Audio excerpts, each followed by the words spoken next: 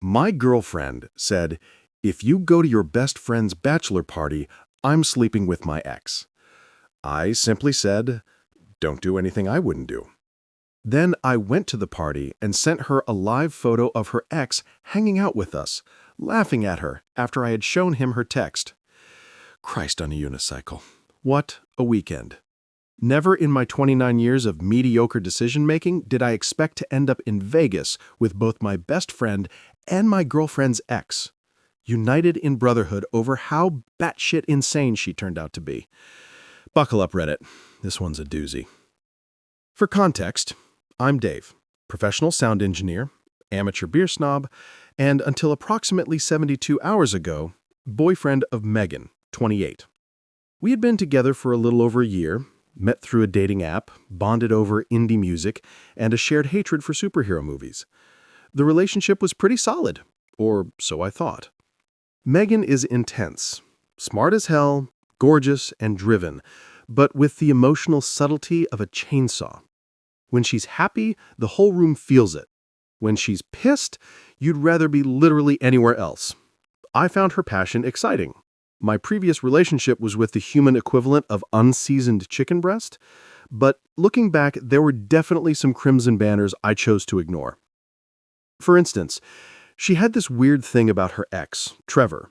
They dated for 2 years before me, and according to her, he was manipulative, emotionally unavailable, and probably a sociopath. Yet somehow his name came up constantly. Trevor got a promotion.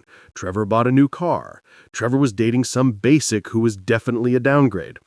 I'd never met the guy, but based on Megan's stories, I pictured some unholy combination of Patrick Bateman and that douchebag who peaks in high school and still wears his varsity jacket at 30.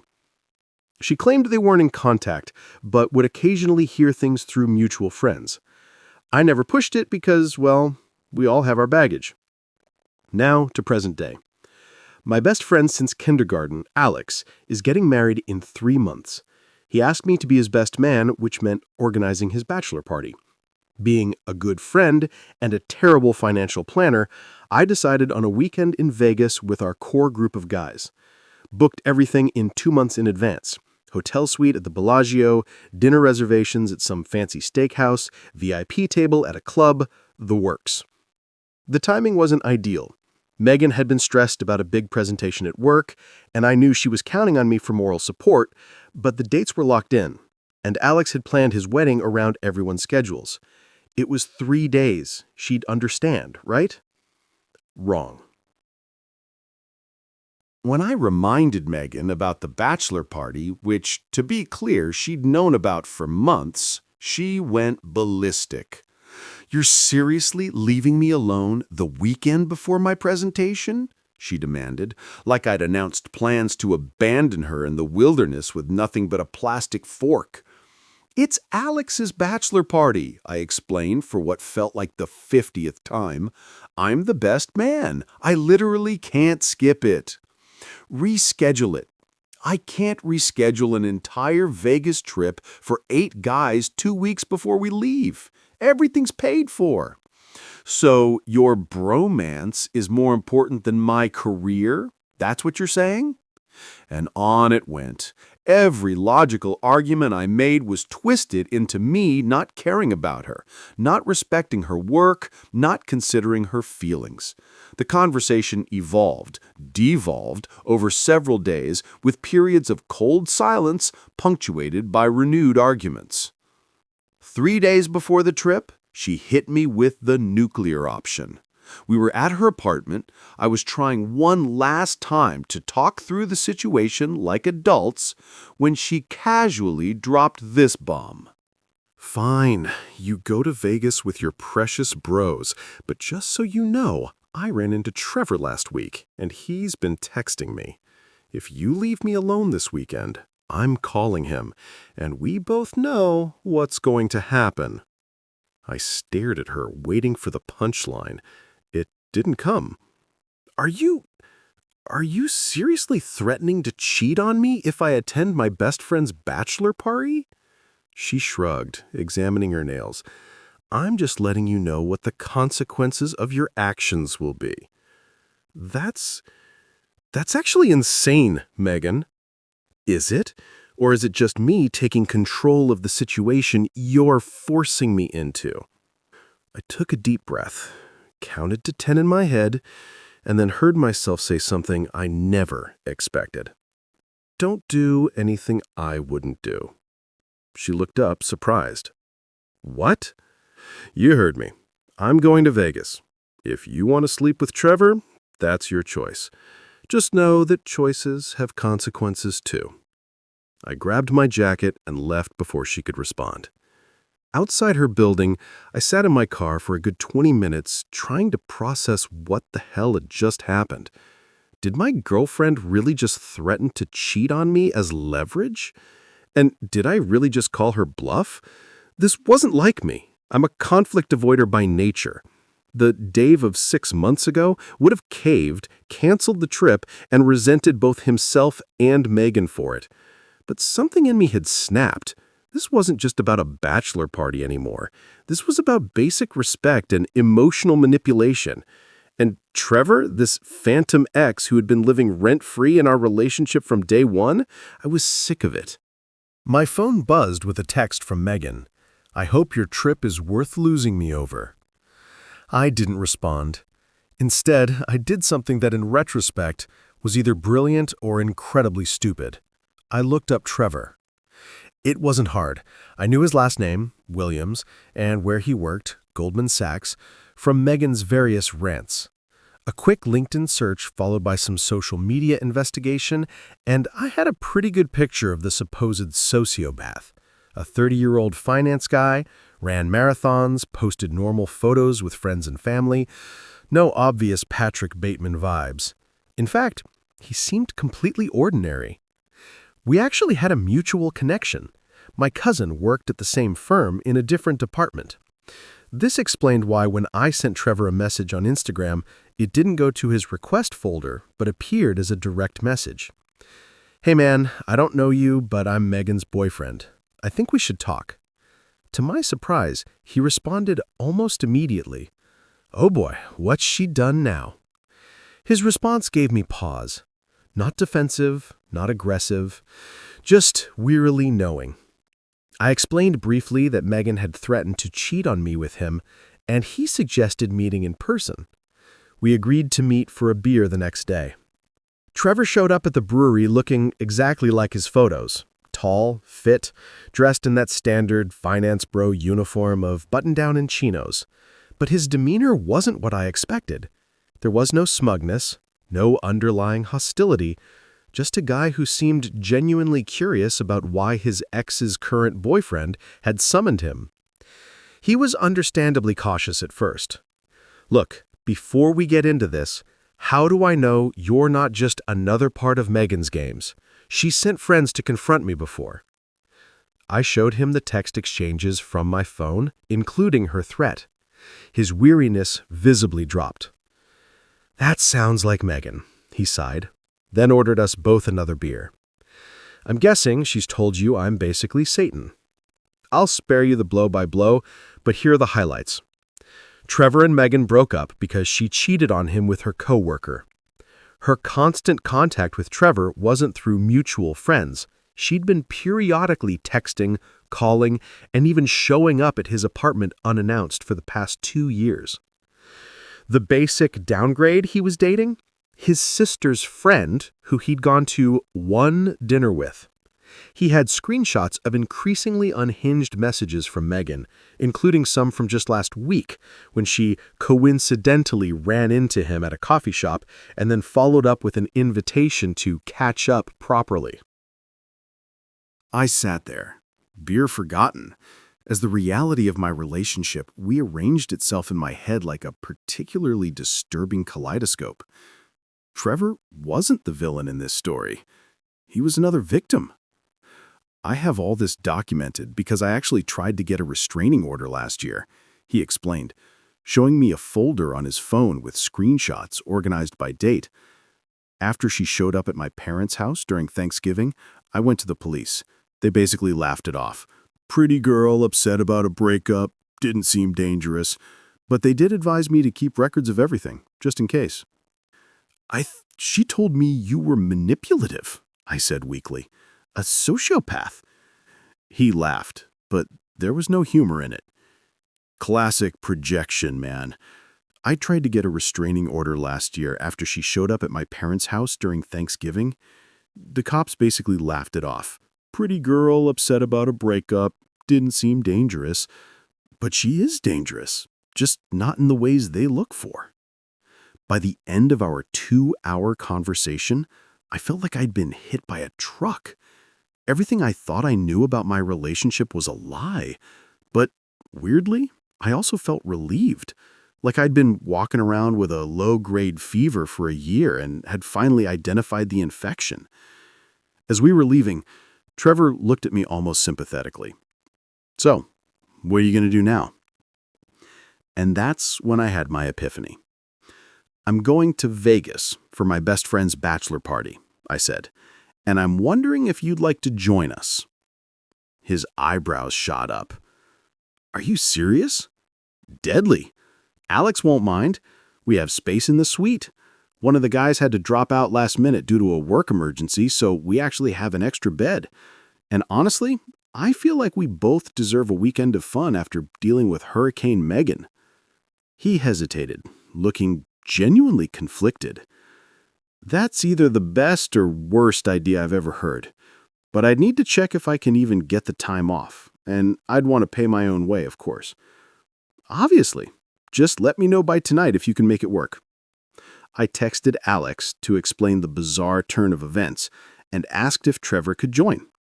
Alex, being the legend that he is, responded with, "As long as he covers the dropped guy's share of the room, the more the merrier. This is already the best bachelor party story ever." Trevor texted me a few hours later. "Boss okayed the last-minute PTO. I'm in. Send me payment details for my share." The next day, we flew to Vegas, with Trevor meeting us at the airport, having booked a last-minute ticket. He was understandably a bit reserved at first, but Alex made a point of introducing him to everyone as Dave's surprise +1 with the best Megan stories. That broke the ice pretty effectively. Turns out Trevor is actually a great guy. Funny, generous, and incredibly cathartic to swap Megan stories with. By the second night, you'd think he'd been part of our friend group for years. On that second night, after several rounds of drinks and losing a collective fortune at the blackjack table, I finally decided to respond to Megan. She'd escalated from angry, "You're going to regret this," to desperate, "Please just tell me you're okay," to manipulative, "I'm really struggling without you here. My anxiety is through the roof." Trevor, now comfortably integrated into our group, watched over my shoulder as I composed my response. "Too formal," he critiqued. "She'll see right through that." "What do you suggest?" I asked. He thought for a moment, then grinned mischievously. "Take a group photo of all of us, but make sure I'm in it. Don't explain anything, just send it." The rest of the guys, now fully invested in the drama, gathered around. We posed at our VIP table, drinks in hand, Trevor front and center with his arm around my shoulder like we were long-lost brothers. "Wait," said Alex. "We need to make it clear this isn't just some random dude." That's when Alex's brother, Jake, had a stroke of genius. He grabbed a napkin and a pen from the bar and wrote Team Trevor in big letters, holding it up for the photo. We snapped several regular photos, including one with everyone laughing and pointing at the sign. And I sent the best one to Megan along with the message, "Having a great time with my new friend. Turns out we have a lot in common." The response was immediate and spectacular. My phone exploded with incoming calls, which I declined. Then came the texts. "What the actual F is that, Trevor? How dare you? This isn't funny. Dave, why the F is my ex at the bachelor party?" And my personal favorite, "Did you talk to him about me? What did he say?" I showed the texts to the group, and Trevor nearly fell off his chair laughing. She always did care more about what people thought of her than anything else. He gasped between laughs. We decided to maintain radio silence and enjoy the rest of our evening. The next morning, I woke up to 37 missed calls and a War and Peace length email from Megan that veered wildly between rage, confusion, and something approaching self-awareness. Midway through the day, Trevor's phone started blowing up too. Apparently, she had moved on to harassing him directly. "She wants to know if we're sleeping together," he reported with a snort. Apparently, that's the only explanation her brain can come up with for why her ex and her... By the final night of the trip, Megan had gone full supernova. She'd called Alex's fiancé to warn her that the bachelor party had been hijacked by a manipulative sociopath. The fiancé, now fully briefed on the situation, had responded with, "Oh, I didn't realize you'd crashed the party too, Megan." Alex's fiancé had met Megan several times at group gatherings and had apparently never been a fan. Savage. We immediately inducted her into the anti-Megan alliance. The best part came when we were at dinner at the fancy steakhouse. Trevor got a text from his buddy Craig, who apparently had just been approached by Megan at a bar back home. "She's telling everyone you kidnapped me to Vegas," Trevor said, incredulous, "and that it's part of an elaborate revenge scheme you've been planning for months because you found out I was the one who got away from her." We laughed so hard the neighboring tables complained. I finally decided to call Megan the next morning before our flight home. I stepped onto the hotel balcony for privacy, but Trevor insisted on being there in case she tries to twist what you say. Fair enough. She answered on the first ring. "Have you lost your mind?" she hissed. "Actually, I think I finally found it," I replied calmly. "We need to talk about Trevor." "I can't believe you would do this to me. Do you have any idea how humiliating this is?" "Megan, you threatened to cheat on me with your ex if I went on this trip. But here's the funny thing. When I actually met Trevor and heard his side of the story, I realized that you've been lying to me our entire relationship." Silence. "He showed me the messages, Megan. All of them, including the ones from Valentine's Day and last week." More silence. Then a small voice. "He's manipulating you. That's what he does." "No, that's what you do. And I'm done. We're done." "Because of him? You're choosing him over me?" "I'm choosing me, actually, for the first time in our relationship. Trevor just helped me see what I should have seen months ago. You're making a huge mistake. You're going to regret this. The only thing I regret is not ending things when you first tried to manipulate me. Don't contact me again."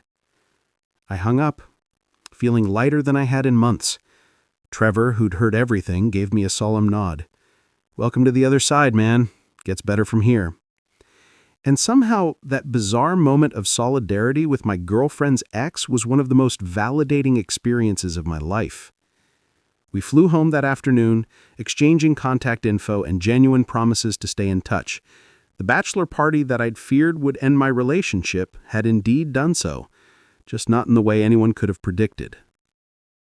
Megan tried a few more manipulation tactics over the next couple of days, showing up at my apartment in tears.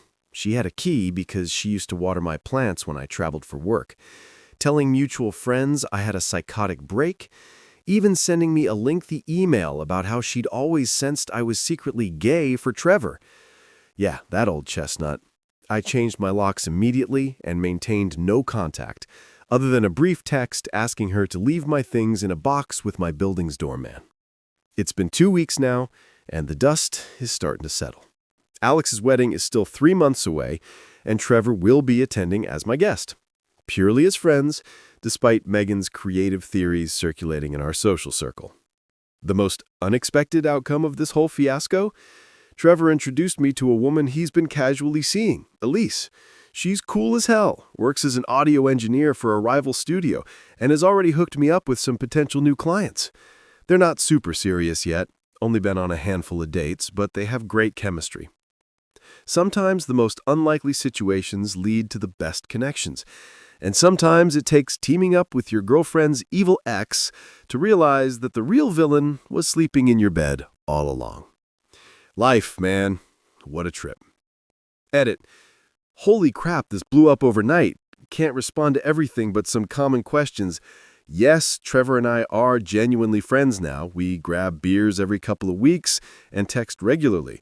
There's a unique bond that forms when you've both survived the same natural disaster. No, I had no suspicions about Megan's version of events before this. She was very convincing. Looking back, there were inconsistencies in her stories, but she would get so emotionally intense when talking about Trevor that I didn't want to press.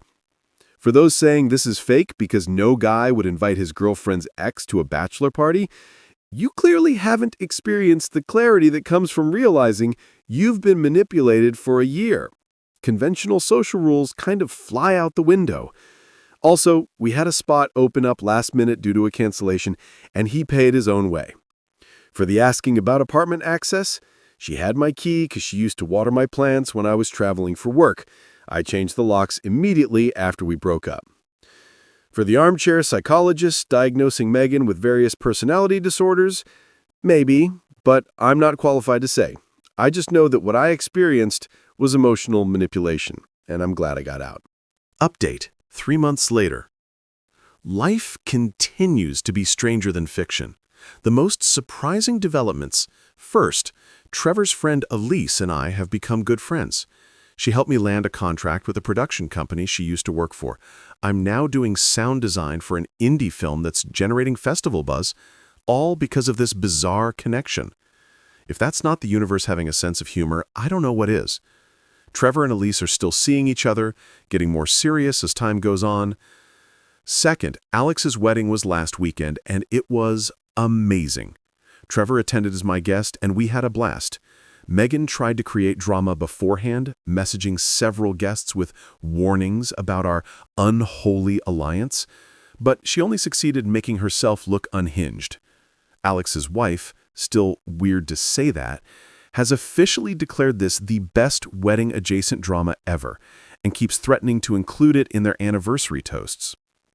Third, Megan has, according to mutual friends, undergone a spiritual awakening that conveniently absolves her of any responsibility for her past behavior. She's now dating her yoga instructor and posting inspirational quotes about releasing toxic people. She's also telling everyone who will listen that Trevor and I were secretly involved the entire time she and I were dating. Most people see through it, but it's still bizarre to have this alternate reality version of my life circulating. The weirdest part? Last week, Trevor, Elise, and I were having dinner when Megan and Yoga Guy walked into the same restaurant. There was a moment of excruciating eye contact before Megan dramatically declared the energy was off and insisted they leave. Yoga Guy looked confused but complied. Elise, who had never met Megan but had heard all our stories, just whispered, "Wow, you weren't exaggerating." As they left, this whole experience has completely changed how I approach relationships. I'm currently single by choice, focusing on my career and rebuilding the friendships I'd neglected during the Megan era. When I do start dating again, I've got a much clearer sense of boundaries and red flags. Trevor jokes that we should start a support group for Megan's exes. Apparently there are quite a few of us, each with our own chapter in the Megan mythology where we're cast as manipulative villains. Maybe someday we'll all meet up and compare notes. Though honestly, I'm more focused on moving forward than dwelling on the hurricane that briefly derailed my life. Final thought. If your partner ever threatens to cheat on you as leverage to control your behavior, run. Don't walk, run. And if they have an evil ex they can't stop talking about, maybe consider getting that ex's side of the story. It might be more illuminating than you expect. Update, 1 year later.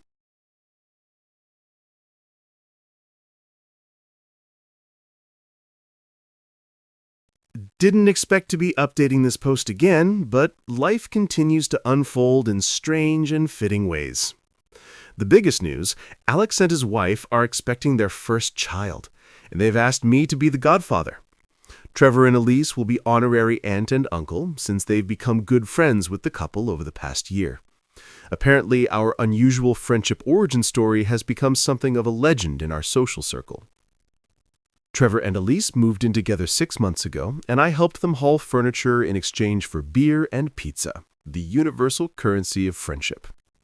Elise has become one of my closest friends too, often joking that she got a partner and a brother-in-arms in one package deal. My career has taken off, thanks to that indie film connection. It won at a major festival, and I've been fielding offers from production companies ever since. In a delicious twist of irony, I actually had to turn down a project because I'll be in Tokyo for a sound engineering conference the same weekend. Living proof that sometimes saying no to the wrong things opens doors to better opportunities. And Megan? Well, Yoga Guy is now Yoga X. Their conscious uncoupling lasted about 7 months before he, apparently, became another manipulative narcissist trying to control her spiritual journey. She's now dating a cryptocurrency entrepreneur and has completely rewritten our history again. According to mutual friends who still talk to her, I was emotionally unavailable and intimidated by her success, which is why I conspired with her abusive ex to gaslight her. The crypto guy actually found me through a mutual friend who had witnessed some of Megan's behavior firsthand. He reached out last month with a simple message. Should I be worried? I replied with a single word. As for me, I'm dating someone new, a documentary filmmaker I met at an industry event. On our third date, she asked about my most dramatic relationship story, clearly expecting some lighthearted anecdote. I gave her the abridged version of the Megan saga. When I finished, she was quiet for a moment before saying, "That's insane. But you know what impresses me? You don't sound bitter, just wiser." That observation stopped me in my tracks. She's right. Despite everything, I'm not angry anymore. The whole debacle with Megan, Trevor, and the bachelor party feels like a bizarre fever dream. A cautionary tale that somehow ended up being one of the best things that ever happened to me. It taught me to trust my instincts, set healthier boundaries, and recognize when someone is trying to control rather than connect. It brought unexpected friendships into my life. And most importantly, it showed me that sometimes the most growth happens when your worst fear comes true, and you realize it wasn't so scary after all. So if you're reading this while trapped in your own version of relationship hell, wondering if you're crazy for questioning the reality that's been constructed for you, you're not. Trust yourself. And maybe, if the universe has a sense of humor, your exit strategy will involve an unlikely ally and a bachelor party in Vegas. Stranger things have happened. Just ask Trevor.